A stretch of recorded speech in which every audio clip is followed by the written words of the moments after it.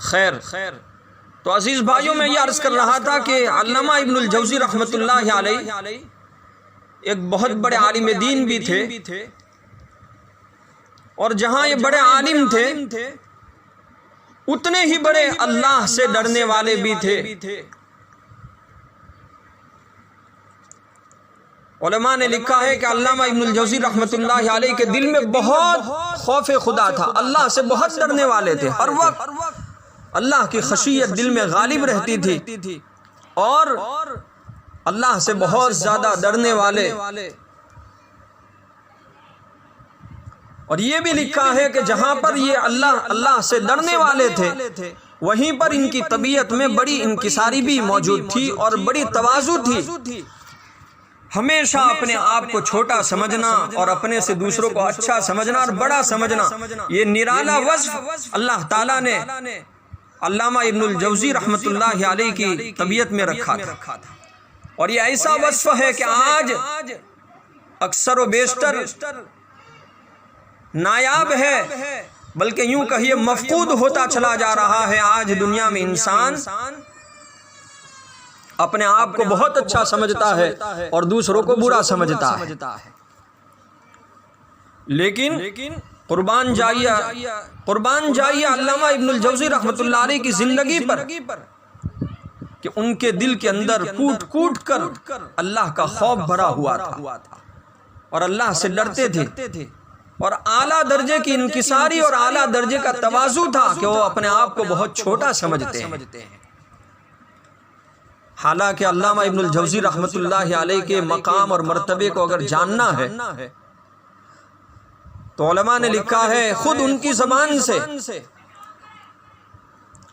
کہ علامہ ابن الجوزی رحمۃ اللہ علیہ خود فرماتے ہیں کہ الحمدللہ 1,00,000 مسلمانوں نے میرے ہاتھ پر توبہ کی۔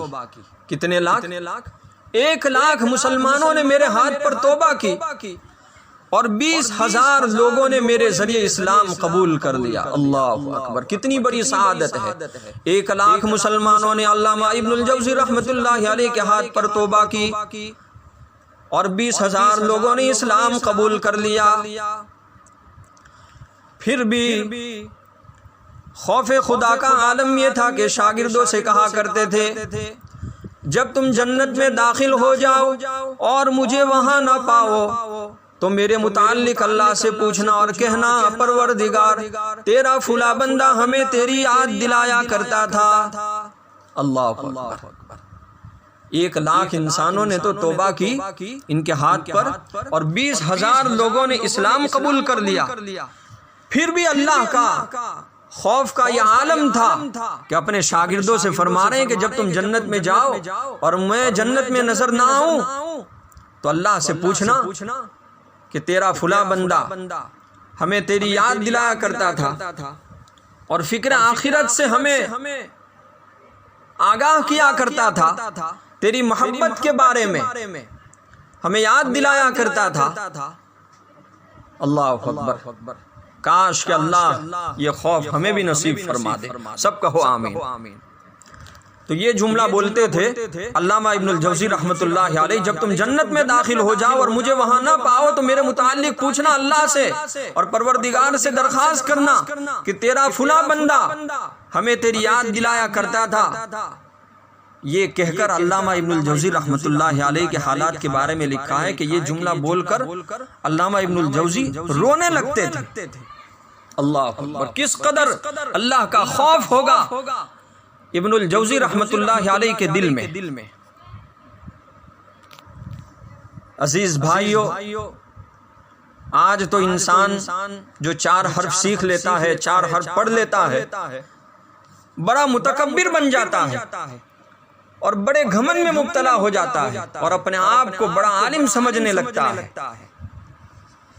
اور سمجھتا ہے کہ آئی ایم سم تھنگ، میں کچھ ہوں، میرے علاوہ دنیا میں کوئی بڑا نہیں۔ وہ متکبر بن جاتا ہے اور تکبر اور غرور میں مبتلا ہو جاتا ہے اور کسی کو خاطر میں نہیں لاتا۔ وجہ یہی ہے کہ یہ جو اللہ تعالیٰ نے علم سے نوازا تھا، جو علم دیا تھا، وہ حقیقت میں دل میں نہیں اترا۔ یہ ہمارے علماء کرام نے بہت پیارے وجہ لکھی ہے۔ کہ جب انسان تکبر کے اندر مبتلا ہو جاتا ہے تو اس کی علامت یہ ہے اس کے دل کے اندر یہ علم ابھی نہیں اترا، ورنہ عالم ہوتا وہی ہے، عالم ہوتا وہی ہے جو اللہ کے خوف سے لرزا اور ترستا رہتا ہو، جو ہر وقت اللہ کے ڈر سے، اللہ کے خوف سے ڈرتا رہتا ہو، اللہ کی خشیت سے ہر وقت ڈرتا رہتا ہو اور دوسروں کو بہتر سمجھتا ہو۔ اسی لیے تو قرآن میں اللہ نے فرمایا انما یخشی اللہ من عبادہ العلماء، اللہ نے فرمایا انما یخشی اللہ من عبادہ العلماء، بے شک اللہ تعالیٰ سے اس کے بندوں میں سے وہی لوگ ڈرتے ہیں جو علم والے ہیں، سمجھ والے ہیں، تفقہ فی الدین والے ہیں۔ سب سے زیادہ اللہ تعالیٰ سے ڈرنے والے علماء کرام ہی ہے۔ اس آیت کے تحت علماء کرام نے، بلکہ یوں کہیے ہمارے اکابرین میں سے ایک شخصیت گزری ہے، حکیم الامت مجدد الملت حضرت اقدس مولانا اشرف علی صاحب تھانوی رحمۃ اللہ علیہ، وہ تو فرماتے ہیں کہ علم اللہ کی اتنی بڑی نعمت ہے کہ علم کی برکت سے انسان کو خوف خدا مل جاتا ہے، اللہ کا خوف مل جاتا ہے علم کی برکت سے، اور جس علم کی برکت سے اللہ کا خوف نصیب نہ ہو اور حاصل نہ ہو، سمجھو کہ وہ وبال جان ہے۔ تو اللہ سے سب سے زیادہ ڈرنے والے اور تقوی کا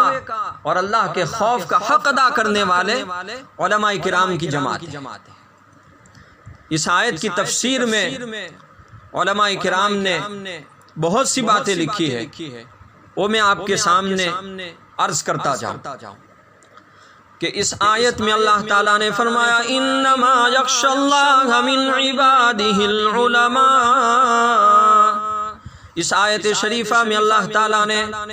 علماء کا لفظ بیان کیا۔ مفسرین کرام نے لکھا ہے، مفتی شفیع صاحب رحمۃ اللہ علیہ نے لکھا ہے کہ علماء سے مراد وہ لوگ ہیں جو اللہ تعالیٰ کی ذات اور صفات کا کما حقہ علم رکھتے ہیں، اور مخلوقات عالم میں، یعنی یہ جو پوری دنیا اللہ نے جو بنائی ہے، اس جو پوری کائنات ہے، تو پوری کائنات میں اس کے تصرفات پر اور اس کے احسانات اور انعامات پر نظر رکھتے ہیں کہ اللہ یہ جو پوری دنیا چلا رہا ہے، پوری دنیا پوری کائنات اللہ کے قبضے قدرت میں ہے، اور یہ اللہ کے احسانات ہیں، یہ پوری دنیا کے اندر جو مخلوقات ہے یہ سب اللہ کے احسانات ہے اور اللہ کی نعمتیں ہیں۔ تو علماء کرام نے لکھا، مفتی شفیع صاحب رحمۃ اللہ علیہ فرماتے ہیں کہ علماء اور حقیقی عالم سے مراد وہ لوگ ہیں جو اللہ تعالیٰ کی ذات اور صفات کا کما حقہ علم رکھتے ہیں اور پوری کائنات میں اس کی قدرت پر اور اس کے احسانات اور اس کے انعامات پر نظر رکھتے ہیں۔ مفتی شفیع صاحب رحمۃ اللہ علیہ فرماتے ہیں صرف عربی زبان یا اس کے صرف اور نحو اور اس کے قواعد، عربی زبان کے قواعد اور فنون اور بلاغت اور فصاحت جاننے والوں کو قرآن کی اصطلاح میں عالم نہیں کہا جاتا۔ ہاں، صرف زبان جاننے والے اور زبان کے گرامر اور زبان کے قواعد کو جاننے والوں کو صرف قرآن کی اصطلاح میں عالم نہیں کہہ سکتے۔ دنیا والے تو ان کو عالم کہہ سکتے ہیں، لیکن اللہ ان کو عالم نہیں کہتا، قرآن ان کو عالم نہیں کہتا۔ قرآن تو عالم اس آدمی کو کہتا ہے کہ جو اللہ سے سب سے زیادہ ڈرنے والا۔ محترم سامعین کرام، حضرت حسن بصری رحمۃ اللہ علیہ نے اس آیت کی تفسیر میں فرمایا کہ عالم وہ شخص ہے جو خلوت میں، جو تنہائی میں اور جلوت میں، یعنی سب کے سامنے بھی اللہ سے ڈرنے والا، اور جس چیز کی اللہ تعالیٰ نے ترغیب دی ہے، جس چیز کو اللہ تعالیٰ نے اپنانے کو کہا ہے اور شوق دلایا ہے، وہ اس کو بھی پسند ہو، اور جو چیز اللہ کو ناپسند ہو ان چیزوں سے اسے نفرت ہو۔ محترم سامعین کرام، ایک بہت بڑے صحابی گزرے ہیں، حضرت عبداللہ بن مسعود رضی اللہ تعالیٰ عنہ فرماتے ہیں، حضرت عبداللہ بن مسعود رضی اللہ تعالیٰ عنہ نے فرمایا، بہت سی احادیث یاد کر لینا، بہت باتیں کرنا یا بہت سی باتوں کا جان لینا کوئی علم نہیں ہے، بلکہ علم وہ ہے جس کے ساتھ اللہ کا خوف ہو۔ بہت سی باتیں جاننے کا نام صرف علم نہیں ہے، بلکہ علم وہ ہے کہ جس علم کے ساتھ خدا کا خوف نصیب ہو جائے۔ خلاصہ یہ ہے کہ جس قدر کسی میں اللہ تعالیٰ کا خوف ہوگا، جتنا زیادہ خوف ہوگا وہ اتنا ہی بڑے درجے کا عالم ہوگا۔ علماء کرام نے یہ بھی لکھا ہے کہ اللہ تعالیٰ کا خوف کثرت روایت اور کثرت معلومات سے نہیں پہچانا جا سکتا۔ احمد بن صالح ایک مصری عالم گزرے ہیں، انہوں نے فرمایا ہے کہ کیسے معلوم ہوگا کہ اس کے اندر اللہ کا خوف ہے۔ بہت سی مرتبہ آدمی بہت سی حدیثیں بیان کرتا، بہت سی روایتیں بیان کرتا اور بہت سی معلومات کا ایک مجسمہ ہوتا ہے اور بڑی معلومات کا ایک ماہر ہوتا ہے۔ وہ فرماتے ہیں کہ کتنا بھی بڑی معلومات کا ماہر ہو اور کتنی بھی زیادہ روایات کو بیان کرتا ہو اور کتنی بھی احادیث کو زیادہ بیان کرتا ہو، کتنا بھی بڑا علم رکھنے والا ہو، اگر اس کی زندگی میں کتاب اللہ قرآن کے احکامات کے اوپر عمل نہیں ہے اور اتباع سنت اس کی زندگی میں نہیں ہے، نبی کا مبارک طریقہ اس کی زندگی میں نہیں ہے، چاہے وہ کتنا بڑا علم رکھنے والا ہو، وہ حقیقی معنی میں بڑا علم والا ہو ہی نہیں سکتا۔ یہ کسوٹی علماء کرام نے بیان کر دی کہ جس کی زندگی میں اللہ کے احکام ہوں گے، نبی کا مبارک طریقہ ہوگا، اتباع شریعت ہوگی، وہ بہت بڑا عالم قرآن کی نگاہ میں بھی اور اللہ کی نظر میں بھی وہ بہت بڑا عالم ہے۔ ایک بہت بڑے صوفی گزرے ہیں، شیخ شہاب الدین سہروردی رحمت اللہ علیہ، وہ فرماتے ہیں کہ اس آیت میں یعنی انما یخشی اللہ من عبادہ العلماء، اس آیت میں اشارہ پایا جاتا ہے کہ جس آدمی میں خشیت نہ ہو، خدا کا خوف نہ ہو، وہ عالم ہو ہی نہیں سکتا، وہ عالم ہو ہی نہیں سکتا۔ اسی طریقے سے حضرت ربیع بن انس نے فرمایا یعنی جو اللہ سے نہیں ڈرتا وہ عالم نہیں ہو سکتا، جو اللہ سے نہیں ڈرتا وہ عالم ہو ہی نہیں سکتا۔ ایک مفسر گزرے ہیں حضرت مجاہد رحمت اللہ علیہ، وہ فرماتے ہیں عالم تو صرف وہی ہے جو اللہ سے ڈرنے والا ہو۔ سعد بن ابراہیم رحمت اللہ علیہ سے کسی نے پوچھا کہ مدینے میں سب سے زیادہ فقیہ کون ہے، مدینے میں سب سے زیادہ علم رکھنے والا اور دین کی سمجھ رکھنے والا کون ہے؟ تو انہوں نے فرمایا کہ سب سے زیادہ سمجھ رکھنے والا وہ انسان ہے جو اپنے رب سے سب سے زیادہ ڈرنے والا ہو۔ اسی طریقے سے حضرت علی رضی اللہ تعالیٰ عنہ نے فقیہ کی تعریف اس طرح فرمائی ہے جو علماء کرام نے لکھی ہے کہ فقیہ کسے کہتے ہیں؟ بڑا سمجھدار اور بڑا علم رکھنے والا قرآن حدیث کا۔ کس سے کہتے ہیں؟ بڑا علم رکھنے والا کون ہے، بڑا فقیہ کون ہے؟ حضرت علی رضی اللہ تعالیٰ عنہ فرماتے ہیں فقیہ وہ آدمی ہے جو لوگوں کو اللہ کی رحمت سے مایوس بھی نہ کرے، لوگوں کو اللہ کی رحمت سے نا امید نہ کرتا۔ اگر کوئی انسان اس کے پاس آ گیا اور کہہ دیا کہ میرے گناہ بہت ہے اور میں گناہوں میں اپنے وقت کو گزار رہا ہوں، اب یہ آدمی علم کی برکت سے اسے سمجھا ہے کہ دیکھو گناہ کرنا بہت برا ہے اور بڑا پاپ ہے، اللہ ناراض ہوتے ہیں، نبی ناراض ہوتے ہیں، لیکن اگر آپ نے گناہ کیا ہے تو کوئی بات نہیں، اگر آپ گناہ کے بعد سچی توبہ کر لیں گے، اللہ سے معافی مانگ لیں گے تو اللہ تمہارے گناہوں کو معاف کرنے کے لیے تیار ہے۔ اس طریقے سے لوگوں کو اللہ کی رحمت سے مایوس بھی نہ کرتا ہو، بلکہ امیدی کی طرف اس کا ہاتھ پکڑ کر اسے جنت میں داخلے کی فکر کرتا ہو اور توبہ کی ترغیب دیتا ہو۔ تو حضرت علی رضی اللہ تعالیٰ عنہ فرماتے ہیں جو لوگوں کو اللہ کی رحمت سے مایوس بھی نہ کرتا ہو۔ آگے فرماتے ہیں حضرت علی رضی اللہ تعالیٰ عنہ اور لوگوں کو گناہوں کی رخصت بھی نہ دے۔ یہ نہیں کہ